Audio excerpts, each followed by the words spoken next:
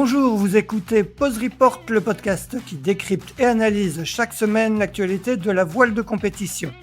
Pause Report est produit par Sailors, le média des professionnels et des passionnés de voile de compétition. Sailors, ce sont 2 newsletters hebdomadaires en français et en anglais, des podcasts, un studio de production de contenu, une conférence annuelle sur la voile de compétition Sailors Connect, ainsi qu'un festival du film, le Sailors Film Festival, que vous pouvez retrouver sur sailors.com. Je suis Axel Capron et je vous souhaite la bienvenue dans Pause Report.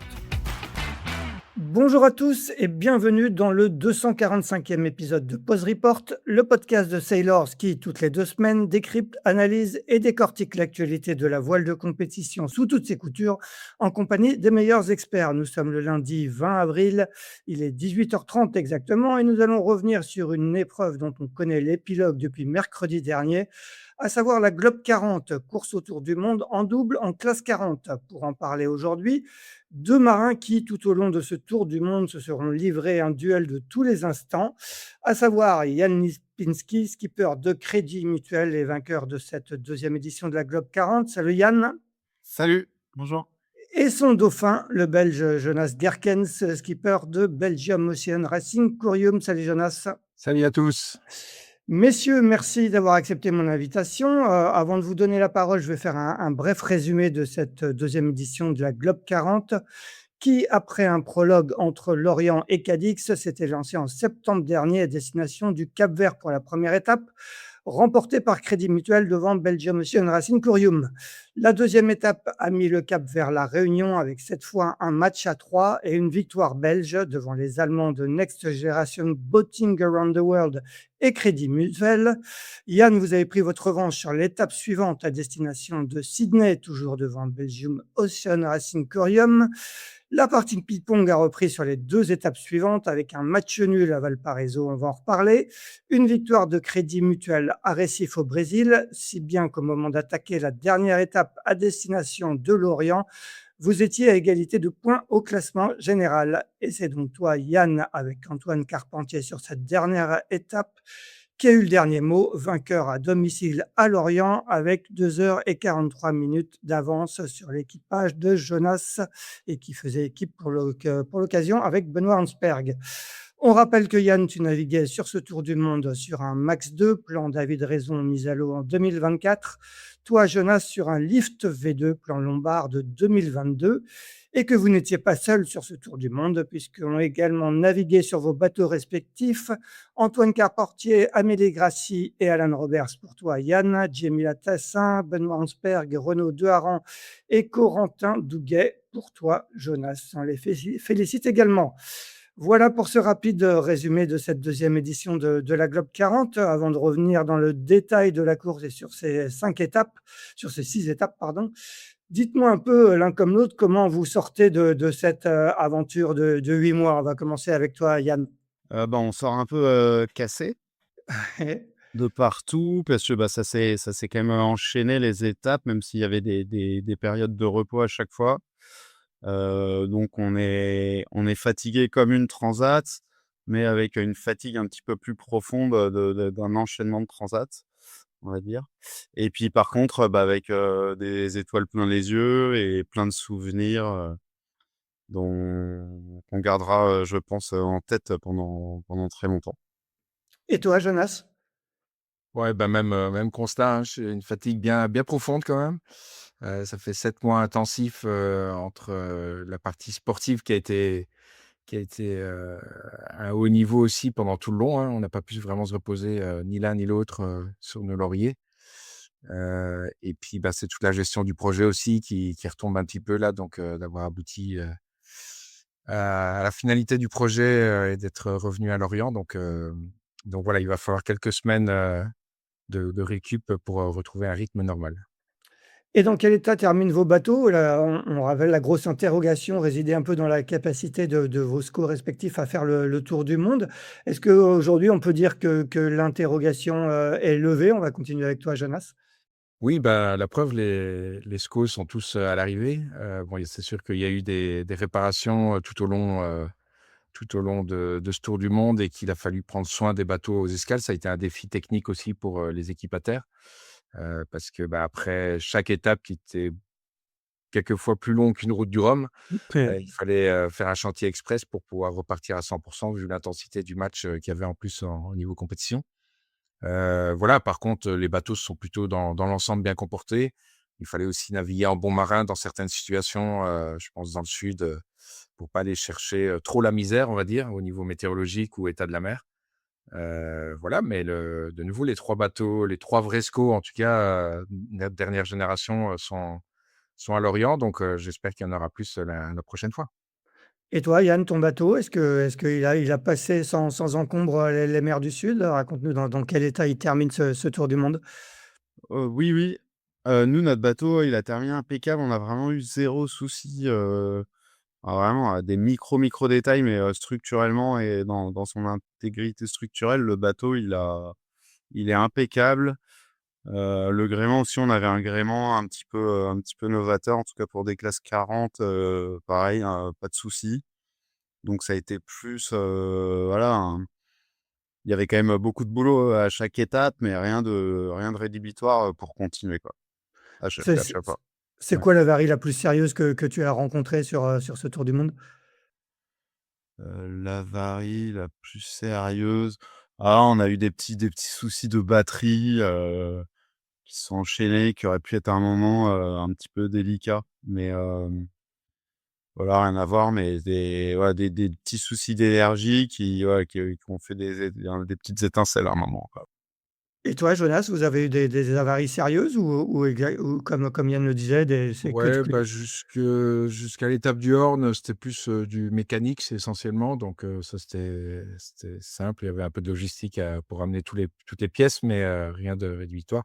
Par contre, on a tapé, enfin, on n'a pas tapé, on ne sait pas, ce qu'on a eu d'ailleurs, mais après les Falklands, en remontant, vers le récif, là, on a eu, une varangue qui a explosé, enfin un longis qui a explosé, donc il a fallu faire un sandwich, de secours, en mer avant de faire des réparations un peu plus sérieuses. Il y avait un délaminage extérieur aussi.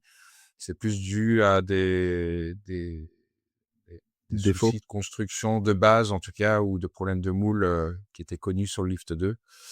Bon, c'est tombé là, Oui, ça a été à Sydney aussi, non? Vous avez réparé une varangue? À Sydney, c'était un longis aussi. Un Longis, C'était, ouais. c'était lié à la mer. De nouveau, on a battu, on n'a pas gagné la course, mais on a battu 2 fois le record des 24 heures. exact, ouais. Et donc il y a eu des situations où le bateau accélérait nous, on a eu à plus de 30 nœuds, hein. Et sauf que dans l'Indien ou dans les mers courtes, en tout cas, les sauts de vagues faisaient que l'atterrissage était plus ou moins Ouais. violent pour le bateau et pour nous aussi. Et là, on a vu quelques défauts, structurels, mais c'est ça qui est bien avec le composite, c'est que tant qu'on n'ouvre pas le bateau en 2, on peut plus ou moins tout réparer. Tu disais, Jonas, que tu espères que sur la prochaine édition, il y ait plus de SCO. Si tu devais vendre, la course à des potentiels participants sur la prochaine édition, tu leur dirais quoi? Qu'il y a pas d'intensité, que c'est les vacances tout le temps et que et que venez prendre du plaisir.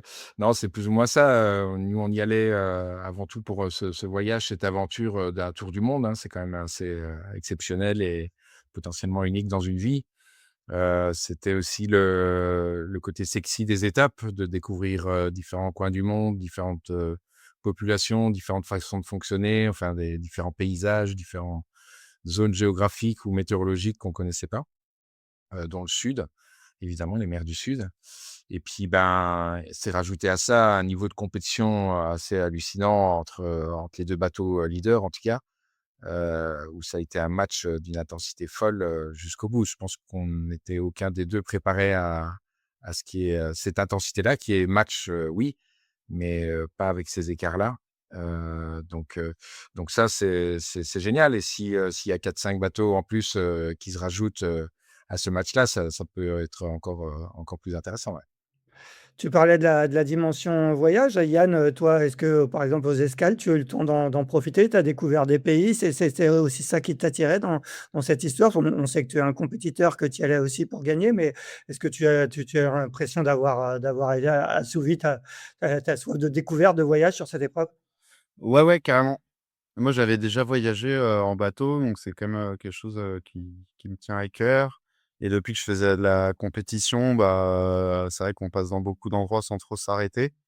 Et donc là, ça permettait de renouer un petit peu les 2 attraits, de faire de la compète en bateau, mais aussi d'avoir des belles escales. Et en plus, moi, j'ai eu la chance de voyager avec ma famille qui ont voyagé aussi pendant les 7 mois. Donc on se retrouvait aux étapes et on a découvert, bah, des supers endroits. Donc enfin, ouais, entre le Cap-Vert, La Réunion, l'Australie, le Chili. Le Brésil, j'ai eu un petit peu moins eu le temps de profiter. En tout cas, j'étais moins dispo dans ma tête. Mais les autres, toutes les autres étapes, j'ai vraiment profité et sans avoir visité, forcément tous les pays qui sont très grands. Enfin, en tout cas pour l'Australie et le Chili. C'était vraiment des très bons moments et puis les arrivées, voilà, même la partie de navigation, c'est quand même dans des endroits où on a eu le temps de voir, certains paysages. Voilà, on est passé entre l'Australie et la Tasmanie. L'arrivée à La Réunion, c'était quand même, assez spectaculaire et puis toute la descente du Chili aussi, jusqu'au Cap Horn, au pied des montagnes, c'était pas mal. Donc voilà, clairement, la dimension voyage, elle fait partie intégrante du projet. Ouais, ouais. On va parler sport et faire un retour en arrière maintenant. On va pas refaire dans le détail toutes les étapes, mais rapidement. Revenons donc au mois de septembre dernier, départ de Cadix de la première étape. Tout le monde considérait, Crédit Mutuel comme le favori de cette Globe 40, même si je vois Yann qui fait un peu la moue, mais on va en reparler. Mais vous gagnez la première étape avec Antoine, au Cap-Vert. Est-ce que d'entrée, tu te dis que vous êtes dans le match? Comment tu vis un petit peu, Il y cette campagne? il y avait eu un prologue, hein, Il y quand même, avait eu un prologue effectivement qui comptait et qu'on avait gagné aussi. ouais, Bah, tu dis tout le monde, considérait Crédit Mutuel comme, leader. Nous, on se considérait pas, au-dessus de Curium. Je pense que Curium, se considérait pas en dessous de Crédit Mutuel non plus. Donc nous, on n'était pas, on pensait évidemment que ça allait se passer entre les 2. On allait voir un ouais, peu les Allemands, mais on savait que les Allemands, ils avaient un bateau qui allait être compliqué à mener, sur un tour du monde. Donc moi, je m'attendais absolument pas à dominer la course et d'ailleurs, ça a pas été le cas. Mais, enfin, ouais, c'était plus pour moi, c'était pas du tout une surprise, c'était pas une surprise que ce soit serré. La surprise pour moi, ça a été que ce soit serré tout au long de chaque étape. Je pensais que ça allait peut-être être, une étape à eux, une étape à nous, mais avec des écarts sur chaque étape parce que des soucis, parce que des options et cetera. Moi, la surprise, ça a été que les 2 bateaux, je pense à 80 du temps se tenaient, au classement en 30 000, quoi. ouais, ouais. Ça, tu le vois dès la première étape, alors il y a le prologue effectivement que Non. que vous gagnez à Cadix. C'est cette première étape que vous gagnez à Mindelo, au Cap-Vert, ça vous met tout de suite dans le bain? Tu te dis que ça donne le ton de cette Globe 40? Ouais, ça donne le ton. En même temps, comme l'étape était petite, ça préfigurait pas forcément de ce qui allait se passer sur Ouais, les beaucoup plus longues étapes. Donc, je me suis pas dit en arrivant au Cap-Vert, ça va être super serré, tout le temps. C'est plutôt, ouais, c'est plutôt après que ça a été surprenant, sur des étapes de 7 000 milles ou je sais pas combien on a fait, en tout cas presque un mois en mer, d'être tout le temps à moins de 30 000, c'est ça qui m'a surpris. ouais, ouais. Jonas, vous terminez cette première étape, 2e, à 3h30 je crois de Crédit Mutuel, tu étais avec Jemila Tassin sur cette étape. Comment quel est un peu le sentiment à l'arrivée? Et tu te dis qu'effectivement vous êtes vous aussi, d'entrer dans le match? Ouais, rentrer dans le match, bon, on avait abordé le prologue un peu différemment parce qu'on était, c'était libre, on n'était pas obligé d'être en double, donc on avait toute l'équipe à bord, donc bon, ça c'était pas représentatif de ce qu'il y avait. Après, nous, on considérait quand même les crédits mutuels, un peu plus favoris. Il y avait 5 étoiles sur leur tête, nous 4 peut-être, mais il y a un petit avantage au niveau palmarès, sur papier en tout cas, qui était le cas. Et puis, ben, moi, j'abordais le projet aussi sur, une connotation d'avoir monté un défi, belge aussi, donc de l'obligation d'avoir un Belge à bord à chaque étape. Hem et donc, voilà, dans ce cadre-là, ben, c'était ma co-skippeuse habituelle, Jemila, pour le double mix, aux championnats du monde, à qui j'ai fait équipe pour la première étape et où on s'est plus bataillé avec les Allemands finalement, qu'avec Crédit Mutuel qui avait pris une belle option aux Canaries, et qui a fait le break directement et on n'est jamais revenu alors qu'on est resté longtemps troisième et que c'est sur la fin qu'on a réussi à dépasser, l'équipage allemand. Voilà, mais c'est presque sur la plus petite étape qu'il y a le plus gros écart, en temps, Ouais. donc c'était ça, on pouvait pas prévoir que ça allait être aussi serré après, ouais. Ouais, on va parler de cette arrivée de la deuxième étape après. Sur cette deuxième, tu n'es pas à bord, Jonas, c'est Renaud de Haen et Benoît Hansberg qui ont mené le bateau. C'était prévu, pourquoi c'était prévu si tôt de débarquer pour toi? C'était dans le roulement, vous aviez organisé ça comme ça? Oui, dans le roulement, ça, c'était prévu assez longtemps, l'arrivée de Corentin Douguet, même s'il était dans l'équipe depuis 2 ans au niveau, analyse météo et performance, ça s'est décidé un peu en dernière minute, mais le reste des étapes était prévu de longue date. Cette tournante-là, moi, ma famille ne me suivait pas ou mes enfants ne me suivaient pas à chaque étape, donc il fallait que je revienne un petit peu, de temps en temps à terre et en Europe. En plus, ils sont au lycée déjà, donc il y a moins de facilité de vacances et donc voilà, c'était programmé, que j'allais zapper, de 2 étapes en tout cas, 2 longues étapes pour pouvoir être un peu, en Europe. Étape incroyable, hein, puisque donc, au départ de Mindelo, Cap-Vert jusqu'à La Réunion, puisque, les 2 premiers bateaux, donc, le bateau belge et Crédit Mutuel, vous parvenez à faire une grosse différence sur les Allemands, de Next Generation Boating, en entrée de 40e. Je crois que vous passez quasiment, vous avez quasiment plus de 500 milles d'avance, sur eux à un moment et ils finissent par recoller au sud de Madagascar. Et ça va se terminer en finish d'étape de Figaro avec, je crois, les 3 bateaux en 9 minutes, à l'arrivée. Et Yann, raconte-moi un peu comment tu as vécu cette étape. J'imagine que ça a été un peu les montagnes russes à bord de Crédit Mutuel et des 2 autres bateaux d'ailleurs. Ouais et puis il y a eu, je sais pas si Jonas, toi, tu vas peut-être savoir, ces stats. Il y a eu combien il y a eu de changements de leader, 29, Ouais, combien? incroyable. 29. Voilà, donc 29 fois, le lead a changé, donc extrêmement disputé. Moi, l'étape a commencé, c'est compliqué. On se découvrait avec Amélie et Ouais. elle a chopé un sale truc, au Cap-Vert, donc elle a vraiment passé 4 jours, j'ai même cru à un moment qu'on allait devoir abandonner. Voilà, très, très, très malade. Ça, c'était compliqué. Après, bah, l'étape, extrêmement engagée, très dur de suivre le rythme de Curium. Bon, on arrive quand même, à s'accrocher et à partir de Bonne-Espérance, plusieurs fois on réussit à faire un trou, mais il y avait vraiment un schéma météo qui nous bloquait devant. Et donc, par 3 fois, je crois, Curium est revenu alors qu'on avait réussi à faire un petit trou et en plus de ça, pendant ce temps, je crois que les Allemands, ils étaient à 700 000 à un moment, à Ah une ouais. semaine de Mmh. l'arrivée. Et on refait un dernier petit trou juste avant d'arriver à La Réunion. Je crois, on arrive dans le Dévent avec 5 000 d'avance. Et puis on avait très mal négocié nous, le dévent au départ au Cap-Vert, puis le dévent d'une île qu'on avait vu sur le chemin là dans les 40e, en passant trop près à chaque fois, les 2 fois. Donc on s'est dit: «Bon à La Réunion, on va prendre un petit peu plus de gras», donc on a fait des efforts pour s'écarter de la côte. Mauvaise idée, Curium est passé à la côte, ça a très bien marché, enfin ça a bien marché pour eux, ils ont pu nous doubler. Mais en plus, les Allemands sont arrivés vraiment, derrière nous avec du vent alors qu'on était arrêtés. Ils ont pu faire un petit décalage, en latéral et je crois qu'on finit, même pas 1 minute 2 sur la ligne. Alors que c'était une étape qui était un gros coefficient et donc, ouais, cette arrivée de se faire doubler par 2 bateaux, après un mois de mer et voilà, ça a été extrêmement dur, psychologiquement, pour Amélie et pour moi, ça a été, ouais, le gros traumatisme, pour nous de ce tour du monde et en plus, c'était très déterminant, hein, parce que par rapport à Curium, on perdait, bah, 2 places à Coef, 3 quoi, donc on perdait beaucoup de points et ça a vraiment, ça a un peu, bah, ça nous obligeait en fait à quasiment, finir tout le temps devant Curium, sur, toutes les étapes suivantes si on voulait rester maître de notre destin. Donc c'était, ouais, ça a été très douloureux. Bah, Jonas, tu étais donc toi à terre, pendant cette étape. Comment, tu suivais à terre? C'est difficile de décrocher? Tu étais sur la carto, en permanence, ou tu arrivé à prendre un peu de recul?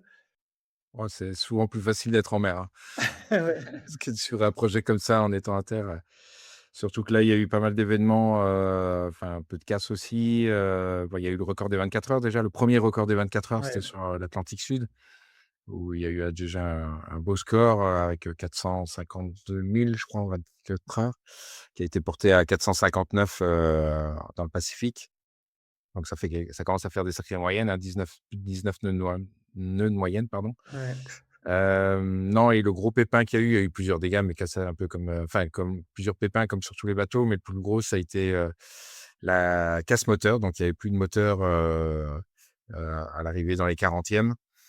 Il y avait encore au moins 10 jours de course et puis les panneaux solaires qui ont un peu cramé et la pile combustible qui voulait plus marcher. Donc ça veut dire qu'à un moment, il restait plus que quelques panneaux solaires pour, l'énergie à bord, ou sinon c'était blackout complet. D'où des trajectoires après Bonne-Espérance qui ont été un peu, à la recherche du soleil et non plus à la trajectoire idéale. Ah oui. Donc dans notre malheur, donc certes, on a été chercher le soleil et ça a pu recharger un peu les batteries pour, récupérer un peu de données. Et dans notre malheur, on a eu la chance, que la météo, revenait systématiquement par derrière. Donc ça a bien dû taper sur les nerfs de l'équipage de bord, en tout cas, c'est sûr.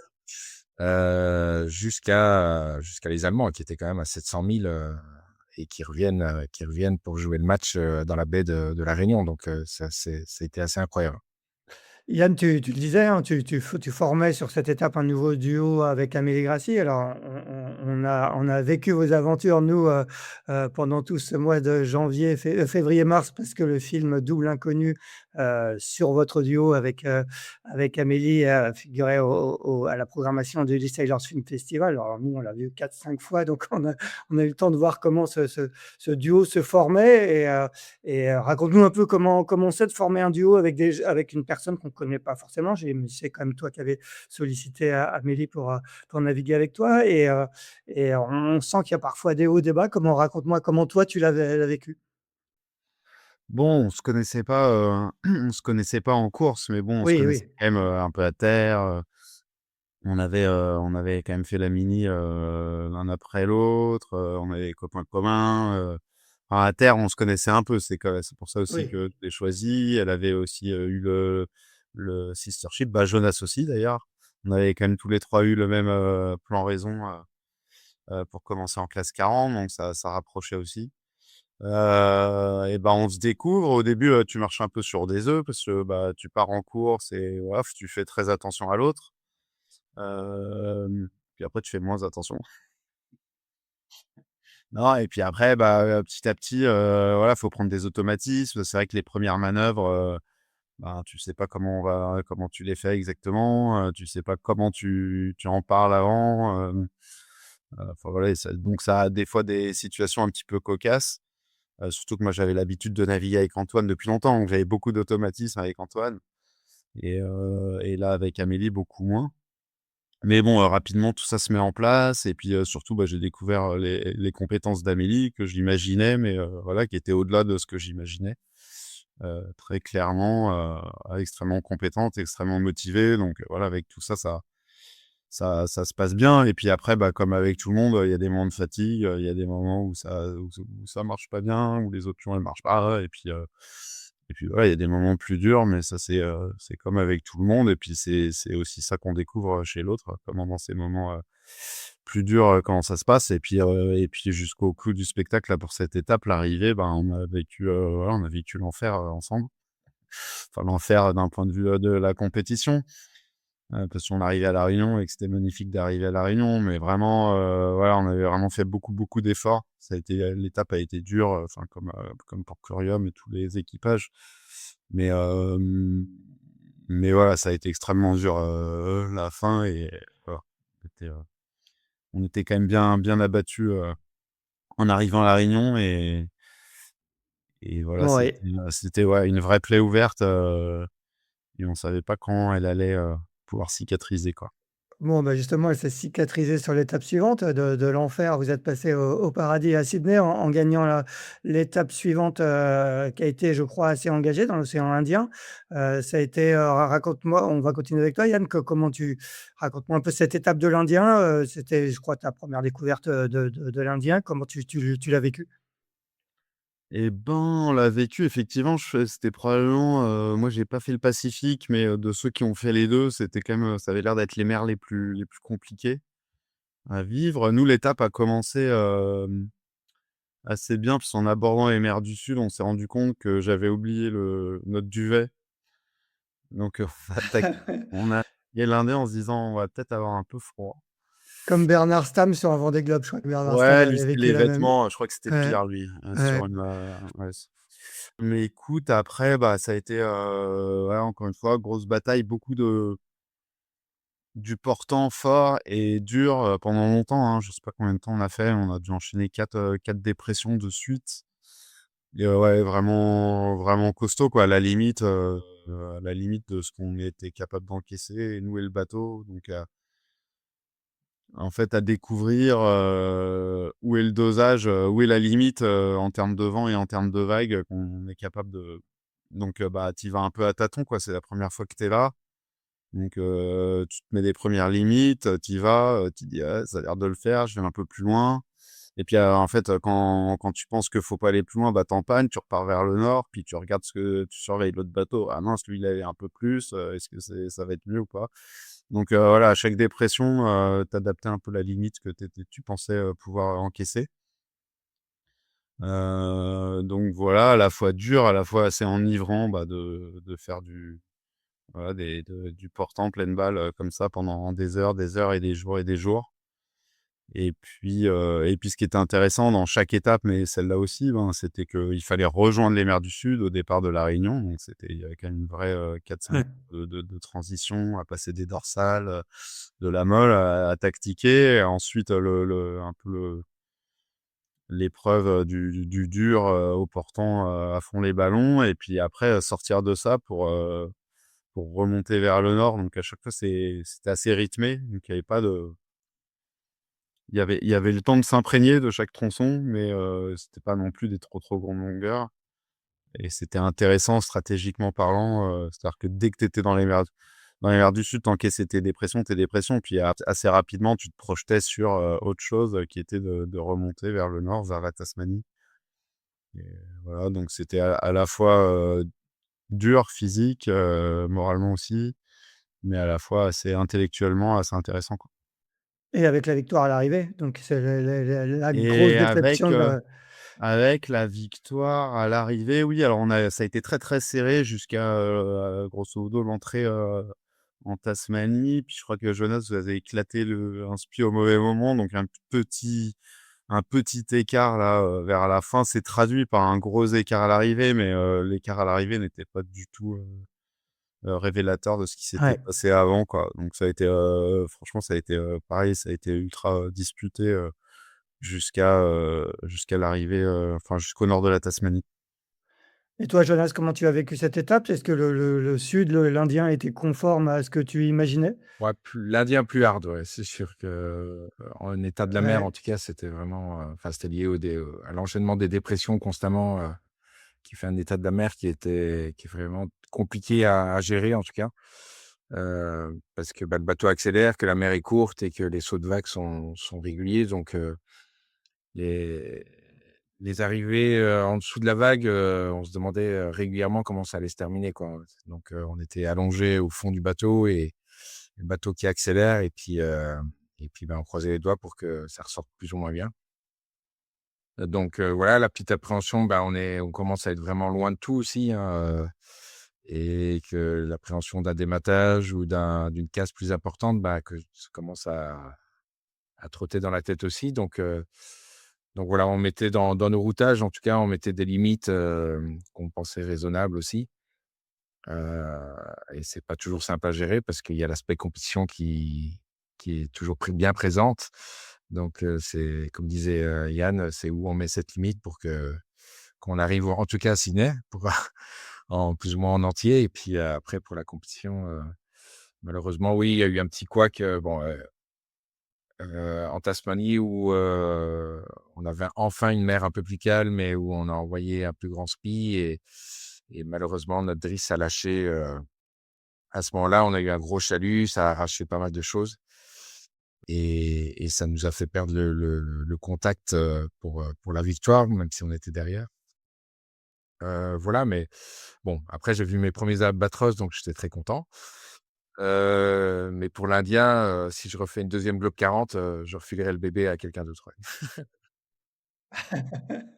Alors, vous n'avez pas pu comparer avec le Pacifique puisque l'un comme l'autre, vous n'étiez pas sur l'étape entre Sydney et Valparaiso, hein. C'était Benoît Hansberg et Jemila sur Corium, Antoine Carpentier, Alan Roberts, sur Crédit Mutuel.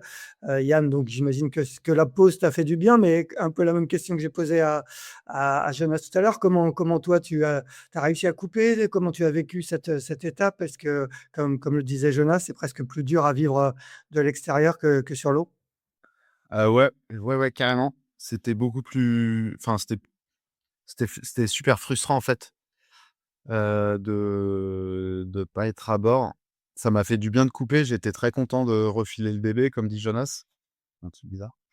Mais c'était dur, ouais, de prendre tous les classements et puis, surtout la Crédit Mutuel était quand même, a fait toute la course, quasiment, derrière et de terminer derrière, pour nous, c'était synonyme enfin, c'était très probablement la victoire, au général qui nous échappait. Donc c'était pas super cool, pour moi parce que, ouais, je regardais à quel moment ils allaient pouvoir, repasser devant, mais ça s'est pas passé comme ça. On a nous aussi eu, quelques petits problèmes techniques, plusieurs voiles qui ont éclaté, et donc ouais, c'était dur de suivre, classement après classement, de voir, cette la victoire, potentielle au général s'échapper. Et puis alors pareil, il y a eu cette arrivée, complètement dingue que j'ai vécue moi sur place. Ouais. Ouais, je sais pas si c'est le moment d'en parler, mais Bon, on va en parler. Jonas, tu étais sur place aussi, Non, toi, non, ou tu étais non, moi pas encore j'étais arrivé? en balade, mais je devais trouver une connexion moi pour, suivre l'arrivée parce que j'étais, en plein milieu de la Patagonie et il y avait pas de réseau. C'était j'espérais en tout cas, ma pause, mais vu l'arrivée, malheureusement, j'ai dû régulièrement trouver un refuge avec, un réseau pour pouvoir être un peu à jour, ouais. Donc on resitue le contexte, à l'arrivée, se joue, les 2 bateaux sont très proches l'un de l'autre. Il y a une ligne d'arrivée, je crois virtuelle, hein, qu'il y avait pas de bateau comité de course sur le plan d'eau et donc finalement, bah, vous chez les 2 bateaux, on ne sait plus, même nous on regardait sur la carto, on n'arrivait plus à comprendre qui était arrivé premier. Raconte-nous comment ça se passe, Yann, sur l'eau? moi j'étais même pas sur l'eau, Ah oui, on ah oui, n'avait pas de et moyen d'aller sur l'eau, donc ah ouais, il y avait d'accord, que ouais. l'organisateur qui était sur l'eau avec le photographe, mais qui était absolument pas là pour, juger, la ligne, et donc nous on était à, je sais pas moi, 1 mille, sur une digue, Ouais. vue de face. Bon, bah, pour moi, c'était perdu, donc j'étais quand même super abattu. Ils avaient 5 000 d'avance, Curium, ils arrivent dans la baie, il leur restait, je crois, 0,6 000 à faire. Enfin voilà, c'était complètement bâché, quoi. Il y avait pas, Crédit Mutuel était 5 000 derrière, enfin la course était terminée, et puis c'est Pierre, le préparateur de Curium, qui arrive avec son téléphone qui dit: «Ah, c'est jamais fini, regarde, ils sont arrêtés». Je dis: «Ah mais arrête, c'est bon, ils sont à 0,6 000». Enfin voilà, c'est fini, et hop, il revient 5 minutes après, il dit: «Ah bah là, ils font de la marche arrière». Je dis: «Ah bon?» Puis j'osais pas y croire, les autres étaient encore loin, et «Ah bah, ils font toujours de la marche arrière». «Ah bon?» Et paf, on commence à voir de derrière la pointe arriver Crédit Mutuel. Je dis: «Ah, qu'est-ce qui se passe là?» Et puis, Crédit Mutuel qui arrive, donc nous, on a même du mal à jauger les distances. Donc, hop, on voit les voiles qui commencent à battre, ils font des espèces de virements d'empannage, on sait pas trop, ils sont collés, on sait pas lequel est devant, lequel est derrière. On regarde sur la carto, nous aussi, mais on comprend pas trop. La nuit se met à tomber, donc on voit plus que vaguement le feu avec, des éclairages au loin de la ville qui éclairent un peu les voiles, on sait pas, ça dure, je sais pas, ça dure 2 heures, l'histoire, où on sait pas quand est-ce qu'ils passent la ligne. Et puis il passe la ligne, et là, qu'est-ce qui se passe? Bah, sur la carto, Curium est classé en tête. Je crois que sur le pointage d'avant, c'était, Crédit Mutuel qui était placé en tête. Là, la carto, ils ont passé la ligne et c'est Curium. Et puis quand on se rend, et après on entend des coups de fil, des 2 bateaux, et on voit que c'est pas si clair. Donc après on va retrouver les équipages, on n'ose pas trop poser les questions. eux non plus, voilà et grosso modo, ils savent pas quoi. Eux-mêmes, ils savent pas dire, qui est devant, Ouais, quoi. ouais. Et donc il y a un jury, c'est ça? Ça se passe, ça Bah, s'est ce qui se passé? passe, c'est que le lendemain, on commence à en fait, voilà, il y avait les yellow brick qui, Ouais, dans les instructions de course, devaient, faire foi. Sur la yellow brick, c'était Curium qui gagnait, mais avec une précision, un temps d'envoi des données, qui était pas, aussi précis, en tout cas que ce qu'on pouvait choper sur les traces Adrena. Donc, Miranda, elle a commencé la directrice de course à récupérer les traces des bateaux, voilà, essayer de resynchroniser les horloges aussi des ordinateurs et cetera, la position des antennes GPS et cetera et puis elle envoie tout ça au jury. Il y avait Yann Groslo qui gérait la Yellow Brick aussi, qui fait son petit rapport sur la précision des Yellow Brick, en tout cas, données constructeurs et cetera et puis, le temps passe, je t'avoue que c'est un petit peu tendu, entre les équipages, et puis ça se finit, c'est, Benoît Hansberg, donc qui était à bord, qui m'appelle et qui me dit: «Bon, bah, Yann, là, faut qu'on demande à être égalité, quoi, en fait, ça va pas marcher, on sait pas qui est devant, on sait pas qui est derrière, les moyens, GPS ne permettent pas d'avoir une précision, au mètre près, quoi. Les GPS, c'est quand même, il peut y avoir une vraie incertitude et il dit, «Ouais, on propose au jury, on dit que nous, notre opinion, c'est qu'on a envie d'être égalité, quoi, parce que, ouais, ouais. quelle que soit la décision, ça va être une mauvaise décision qui va être contestée, ça va mettre la mauvaise ambiance, ça va durer des plombes, il va y avoir des protestations, des machins». Alors, on ne sait pas si ça a pesé, mais en tout cas, nous, avant que le jury délibère, donne sa réponse, on a demandé à l'organisateur de transmettre, notre avis à nous, de coureurs, D'accord, qui ouais. disait qu'on est d'accord et on aurait envie d'être classé égalité. Alors comment est-ce que ça a compté, dans le jury? Je sais pas, mais en tout cas, ça a été la réponse, au final sur le rapport qu'on a reçu de délibération. C'était, selon la Yellow Brick, Curium a gagné, selon les traces Adrena, Crédit Mutuel a gagné.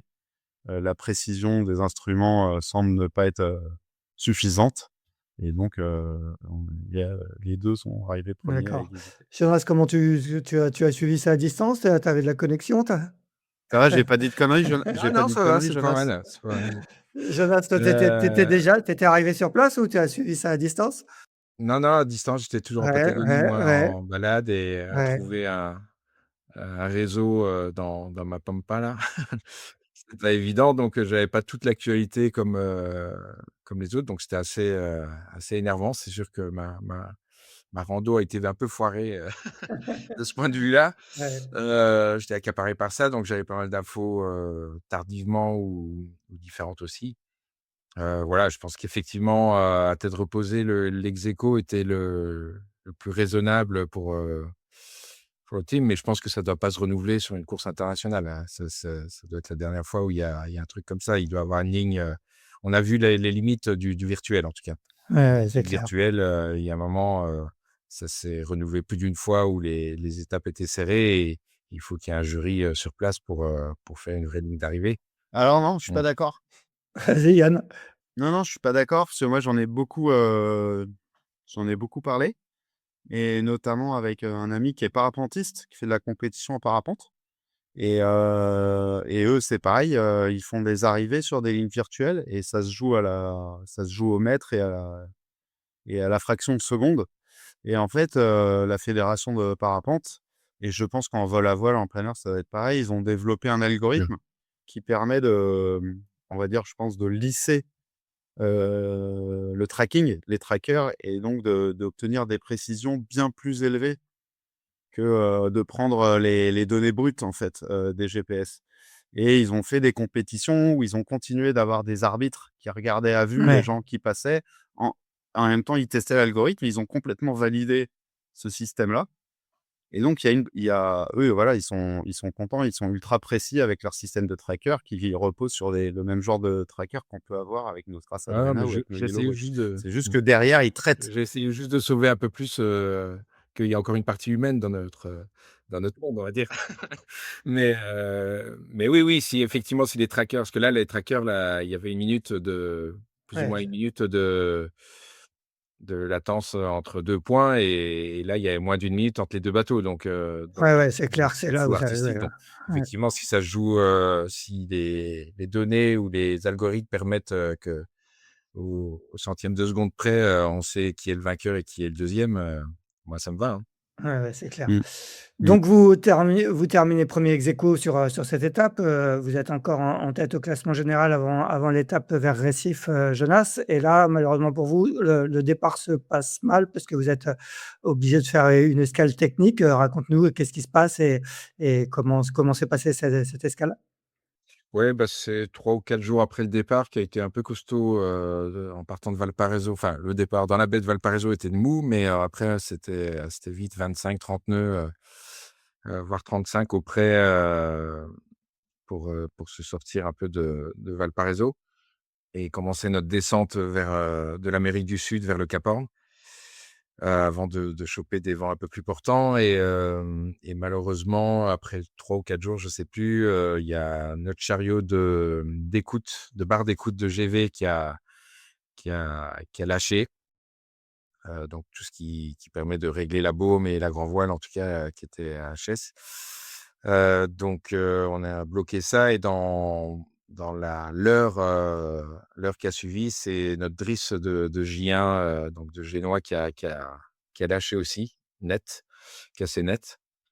Donc le cumul des 2 rendait problématique, la partie perf, et sécu aussi si on devait prendre, des ris ou réduire la voilure ou quoi qu'est-ce pour, être performant. En tout cas, l'évidence était assez rapidement de faire escale, faire un pit stop. Le challenge, c'était pas faire le pit stop, c'était de trouver les pièces de remplacement dans un délai, relativement court, surtout pour le chariot. Et donc le temps qu'on arrive, on a sélectionné un port qui était plus ou moins facile, qui nous détournait le moins possible de la route et qui était plus ou moins facile d'accès pour notre équipe technique.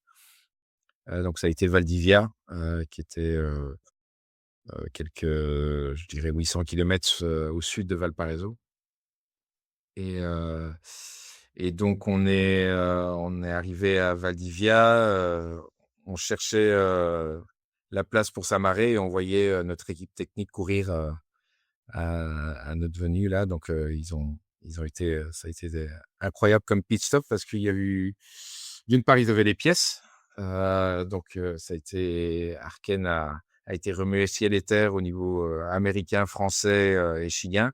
Finalement, trouver les chariots qui correspondaient sur un bateau, chilien, Ah oui. existant Mmh. et qu'on a pu «piquer» entre guillemets, qu'on a remplacé évidemment après, mais qu'on a piqué pour nous dépanner sur cette étape-là. Donc l'entraide aussi chilienne qui a été, superbe. Ça passe par, les personnes du club de Valparaiso qui ont été, un bon, d'une grande aide, pardon, pour accélérer les choses et les douanes qui ont été plutôt flexibles pour ne pas nous retarder trop. Donc le pit stop en lui-même a duré 5 heures. Finalement, le plus long, ça a été d'aller à Valdivia, de rentrer dans la magnifique rivière. Je compte bien y retourner, en mode non-course. Valdivia et d'y retourner. Donc là, on changeait de système météo. Donc on savait qu'on allait perdre plus ou moins, 48 heures dans l'histoire, même si le pit stop en lui-même a duré, à peine 5 heures, quoi. Effectivement, vous avez perdu du terrain, parce que Crédit Mutuel vous a pas attendu et Yann, vous passez au moment où vous passez le Cap Horn, je crois que vous avez 600 000 d'avance, sur le bateau, de Jonas. Alors raconte-moi déjà ton passage de Cap Horn et après, est-ce que tu t'attendais à ce qui allait vous arriver par la suite? Alors le passage du Cap Horn, très agréable parce qu'on a eu des conditions, assez dures, pendant 2 jours, je crois, pour enrouler la cordillère des Andes. Heu, mais en fait, quelques dizaines de milles avant le Cap Horn, c'était prévu, le temps se calmait. Donc on a eu un vrai répit, très agréable, le Cap Horn avec des rayons de soleil, quasiment en t-shirt, et avec 10 nœuds de vent. Donc tout pour, pouvoir, profiter du paysage. On a essayé de se rapprocher le plus possible, du cap. J'ai même pu monter en tête de mât pour essayer de switcher, enfin de réparer un aérien en tête Ah de ouais, mât au ça doit Cap pas Horn. arriver tout le temps. Donc ça doit pas arriver tout le temps, donc le passage du Cap Horn, ouais, très sympa.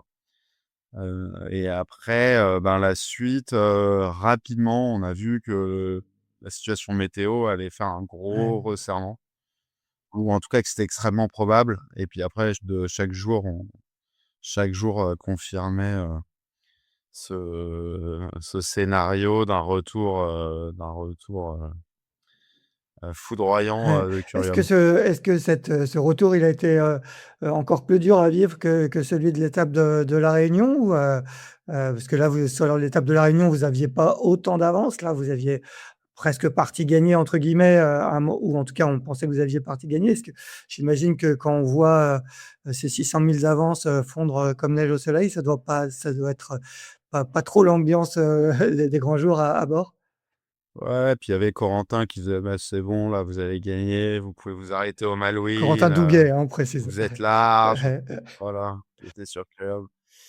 Disons qu'il était dur à vivre, en fait, ça réveillait, la cicatrice de La Réunion donc moi je Antoine n'avait pas vécu La Réunion, mais moi qui avais vécu, le retour, des Allemands et puis, en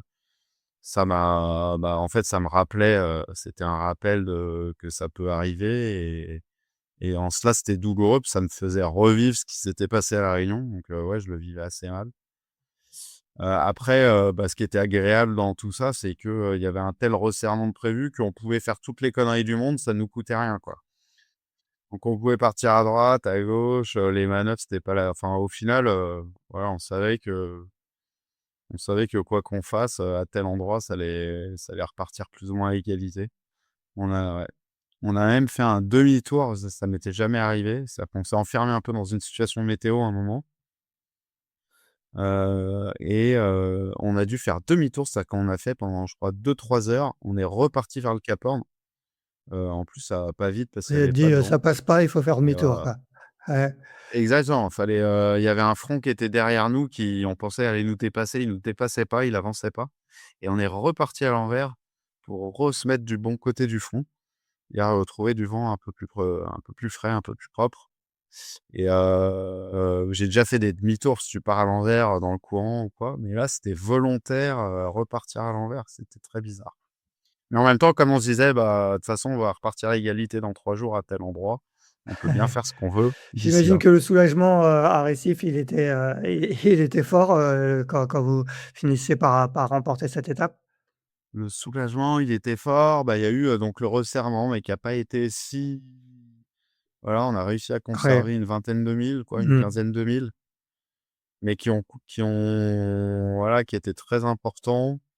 À ce moment-là, Curium a pas eu de chance parce qu'ils se sont, empêtrés dans une palandre, une ligne de pêche qu'on avait laissée, avec Antoine Sur la route, sur la vous en route. aviez mis un peu partout. On Voilà, on leur a demandé de nous la ramener d'ailleurs.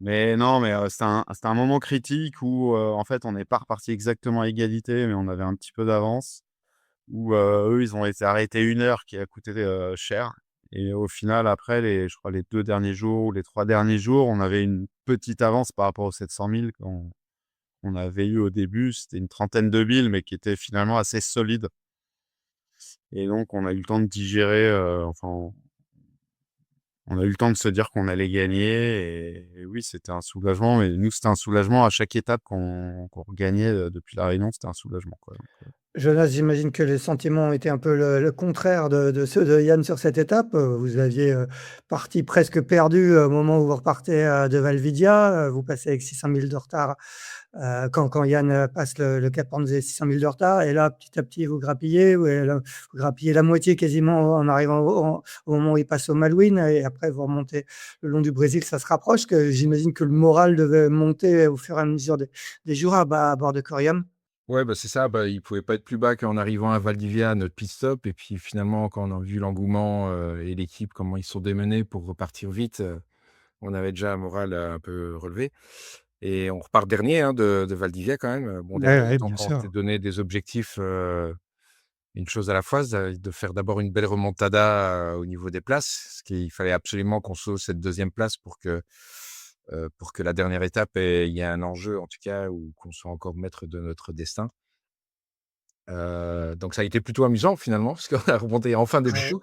Avant, c'était plus juste un duel avec Crédit Mutuel, on voyait aussi, les autres bateaux. On a pu passer aussi un horn plutôt dans des conditions, sympas. Donc, on a fait le petit crochet par le horn, qui était peut-être pas la meilleure trajectoire, mais, on passe pas le horn tous les jours, donc on a passé une Ouais, demi-heure, quand même.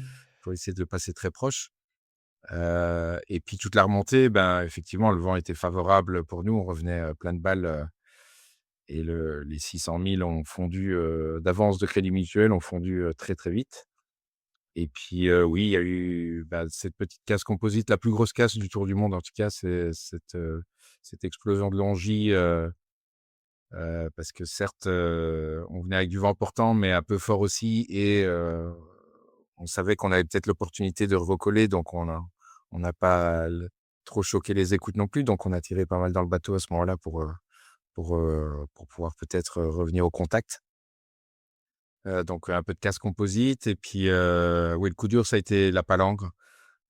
C'est sûr que c'était un moment critique où, on pouvait soit recoller vraiment proche, à moins de 10 000 peut-être, soit, les laisser, repartir. Donc, là, il y avait encore un petit enjeu, et finalement, ça a duré 1 heure où il a fallu plonger de nuit, pour aller couper, quelques trucs, pour pouvoir repartir. Donc voilà. Donc le bilan, il est plutôt, on s'attendait pas à faire mieux que deuxième Ouais. à cette Ouais, ouais. étape-là, donc on n'avait pas de déception. Il y en avait peut-être plus, à d'autres moments de ce tour du monde-là, mais à Valparaiso, entre autres. Ouais, Mais ouais, mais c'est en clair. dehors de ça, non, non, la logique était respectée. Ils avaient mené de bout en bout, l'étape du Horn, et ça aurait été marrant de terminer au contact de nouveau, mais ça n'a pas été le cas. Dans votre malheur, en plus, il y avait les Allemands n'étaient pas sur cette étape, sur le 3e SCO, donc ils étaient pas là pour s'intercaler éventuellement entre Crédit Mutuel et vous. Donc dernière étape, départ de Recife, vous êtes à égalité au classement général. J'imagine qu'il y a un peu de tension au moment de s'élancer, de Recife, et j'ai l'impression que finalement cette étape, d'un point de vue en tout cas stratégie météo, elle se joue très vite, avec, un petit décalage, plus près des côtes, brésiliennes pour vous, Yann. Est-ce que tu es d'accord avec ça? Est-ce que ça s'est joué là, d'un point de vue purement météo, cette étape? Et explique-moi un peu quelle était un peu la stratégie que vous avez suivie? Non, ça s'est pas joué là, ça nous a permis de revenir un Ouais, petit peu, parce qu'on s'était fait distancer, on va dire en vitesse pure, sur, ouais, sur des voiles que nous, on aura besoin de retravailler, et puis sur un SPI que nous, on n'avait pas et que Rian avait pris. Donc on a pendant la première nuit, on a accusé, un petit retard, et nous, on a eu une opportunité d'aller, se rapprocher de la côte où il y avait un courant favorable plus fort, et une accélération aussi au niveau de là où le Brésil repart vers l'ouest, il y avait une accélération de vent. Mais ouais, ça fait un petit décalage ouest, qui pouvait apporter quelque chose, ah oui, mais c'était pas prémédité, c'était quoi. pas si bah, on n'avait pas Oui, envie de ouais. suivre, quoi. On se sentait pas super à l'aise à ce moment-là en vitesse. On a eu cette opportunité de faire un décalage. C'est toujours intéressant quand on est derrière. En tout cas, moi, c'est comme ça que j'aime bien naviguer, c'est de créer des décalages. Ça a été favorable tout le temps. On était proche de la côte, c'était favorable, et après pour rentrer dans le peloton noir, qui sait, si ça allait pas être bien. Et puis, après on a vraiment eu, je pense, la vraie différence, ça a été le jeu de voile, le choix des voiles, qui étaient, embarqués à bord, qui étaient différents, et qui nous a permis de vraiment, doubler Curion derrière, en remontant vers le contournement de l'anticyclone des Açores. Donc plus que D'accord, ouais. l'option, je pense que c'était vraiment les voiles embarquées Ça qui veut dire étaient que pas les c'était mêmes. quoi le bon combo là pour ce passage? Et j'ai oublié. Il ne dira pas. Bon, et comment vous avez vécu du coup, cette dernière, partie d'étape? Vous êtes devant. Est-ce qu'il y a un moment où c'est devenu du marquage? Vous aviez, à peu près une cinquantaine de milles d'avance sur Corium. À quel moment c'est devenu un peu du marquage, et à quel moment tu as commencé à te dire: «Ah bah là, ça sent vraiment bon»? Ah bah, le moment où on s'est dit: «Ça sent vraiment bon», c'est moins de 24 heures Ouais, avant l'arrivée, donc ça a été tendu jusqu'au bout.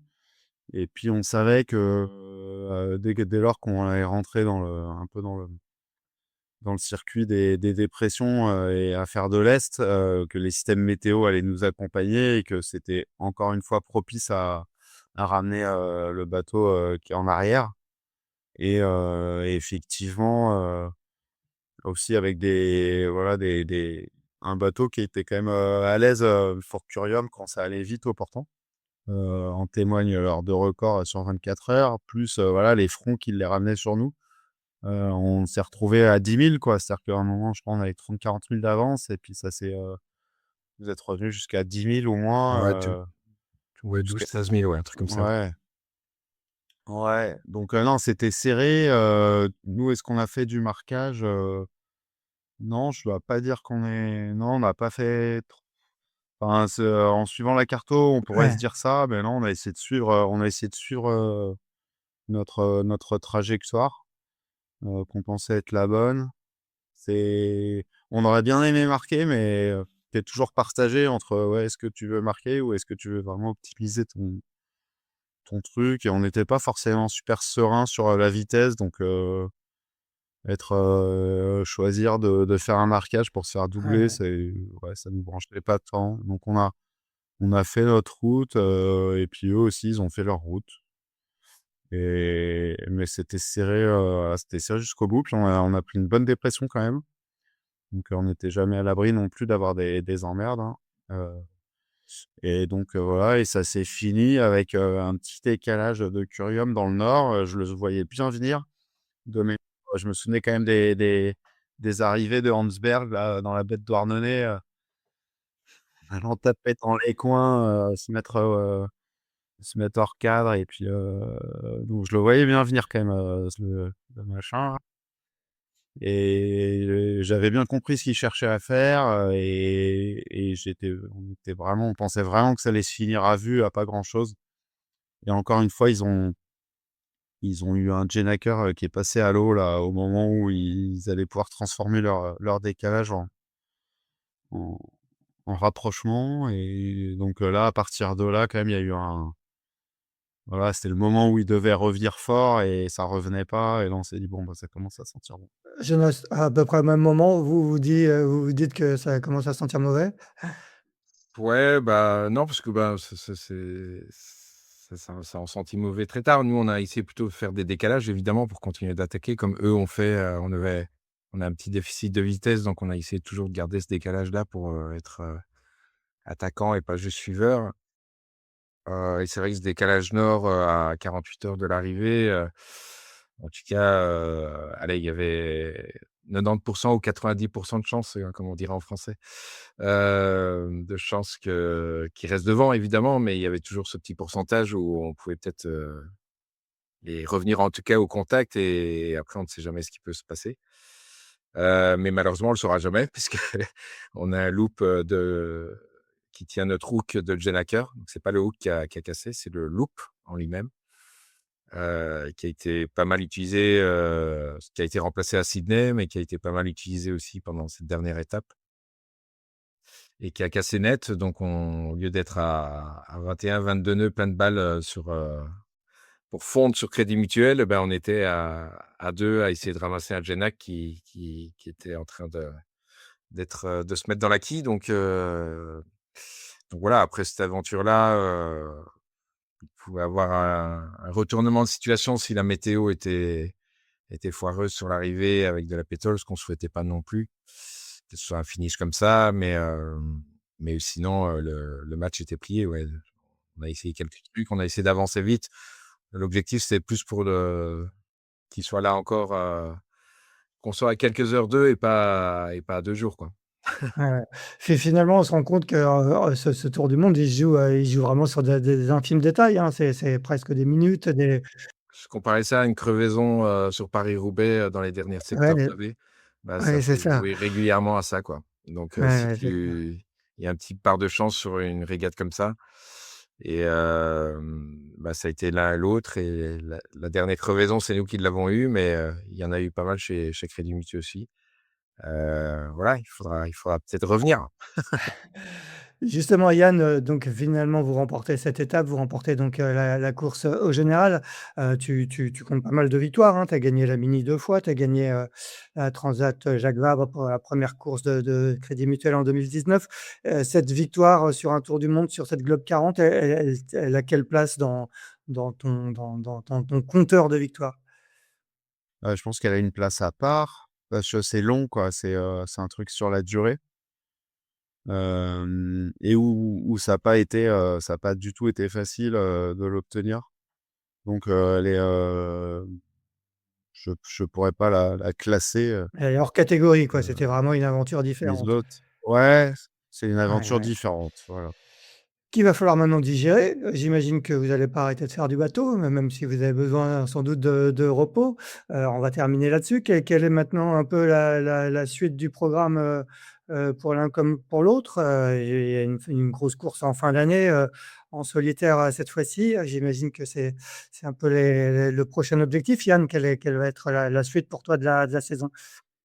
Bah, tout à fait, je crois que Jonas et moi, mais il le dira Jonas, c'est à peu près le Ouais, même programme. Donc, c'est la route du Rhum, avec, la Dream Cup, au mois de juillet pour faire une course qualificative, et donc du solitaire, et comme je le dis souvent, bah, à chaque fois, et puis là, on a beaucoup navigué en double, et à chaque fois qu'on navigue en double, je dis: «Mais comment je vais faire tout seul?» Ouais, c'est ça, il ouais. va bien falloir. Comment ça va être possible de faire pareil tout seul? C'est pas possible. Donc voilà, c'est gros challenge de naviguer tout seul, enfin sur tous les bateaux et sur les classes 40 aussi, et voilà, va falloir s'en remettre, là-dedans, mais c'est un beau défi, je suis content d'être un peu sorti de la meute, des classes 40 là, pendant ces 8 mois, et je crois que j'ai bien envie de faire ma route du Rhum. Je commence à dire à tous les concurrents que je croise: «Mais moi, vous me laissez tranquille, ça fait 8 mois que je suis parti, vous occupez pas de moi, je vais faire ma route dans mon coin, je veux personne autour, Ah, j'essaierai d'être pas loin. et vous me On laissez». on se comprendra. Ah ouais. Ouais, Tu qu'à Jonas, allez, tu qu'à t'entraîner avec Jonas. Jonas à la limite, mais les autres, faut qu'ils nous laissent peinard, quoi. Jonas, pareil, c'est le même programme, Ouais, ouais, Dream Cup. Dream Cup et puis Route du Rhum pour cette année en tout cas. Moi ça fait depuis 2022 que j'ai plus fait de solo, donc il va falloir, retrouver les manettes. Et puis avec un objectif, enfin le bateau, il y a un chantier qui est prévu là quand même pour essayer de regagner un peu de poids. On a ralourdi pas mal le bateau pour la Globe 40 pour des Ouais. renforts. On sera pas optimisé pour une route du Rhum par rapport à la concurrence en tout cas. Par contre, je pense qu'il y a d'autres arguments, positifs, dans notre besace pour peut-être aller faire des bons petits trucs, et puis sans enfin moi personnellement en tout cas sans pression, j'ai terminé celle de 2018 de route du Rhum, mais j'ai abandonné celle de 2022, donc c'est avant tout de revoir la Guadeloupe. Et puis pour la place, la place, on a eu un bon sparring partner pendant 8 mois pour montrer qu'il fallait rien lâcher et tirer dans les bateaux. Donc ça, a priori, on sait faire. Ouais, et j'imagine que vous avez beaucoup, beaucoup appris, sur vos bateaux pendant ces 40, je sais pas combien de milles vous avez fait exactement, mais c'est un gros apprentissage aussi, quoi. Bah, on a beaucoup appris, et puis on se dit, mais des fois, on se dit: «Bon, bah, voilà, on navigue qu'à 2», donc on se dit: «Ouais, c'est serré, on tire sur les bateaux», et puis des fois, on se dit: «Mais en fait, on est peut-être tous les 2 nuls». Ouais, c'est ça. Donc voilà, il y a aussi ce petite incertitude, va falloir revenir, se confronter, bah, aux autres, mais en tout cas, c'est sûr qu'on a appris énormément sur, nos bateaux, sur nos voiles, et puis sur, la préparation des bateaux pour faire du large. C'est vrai que cette, préparation, elle s'acquiert, au fur et à mesure du temps, et des milles passés, des conditions, difficiles rencontrées, et ça, on en a fait beaucoup, donc on a voilà, les bateaux, ils ont mûri, nous, on a mûri, et les bateaux aussi, et on sera probablement, que ce soit Curium ou nous, parmi les bateaux les mieux préparés pour faire une route du Rhum, en tout cas. Eh bien, parfait. Rendez-vous donc au mois de juillet pour la Dream Cup, au mois de novembre pour la Route du Rhum destination Guadeloupe. Merci à tous les 2, c'était super de vous avoir. Bravo encore pour ce beau tour du monde, et on se retrouve, quant à nous dans 2 semaines pour le 246e épisode de Pause Report. À bientôt, bonne journée à tous. Merci, à bientôt. Salut, merci. Ciao. Merci d'avoir écouté cet épisode de Pause Report. N'hésitez pas à nous dire ce que vous en pensez, en bien ou en mal, et n'hésitez pas à le partager. Si vous souhaitez suivre l'actualité de la voile de compétition, je vous encourage à vous abonner à la newsletter Sailors, envoyée chaque vendredi à 17h. Pour vous inscrire, c'est gratuit et ça se passe sur sailors.com. À bientôt.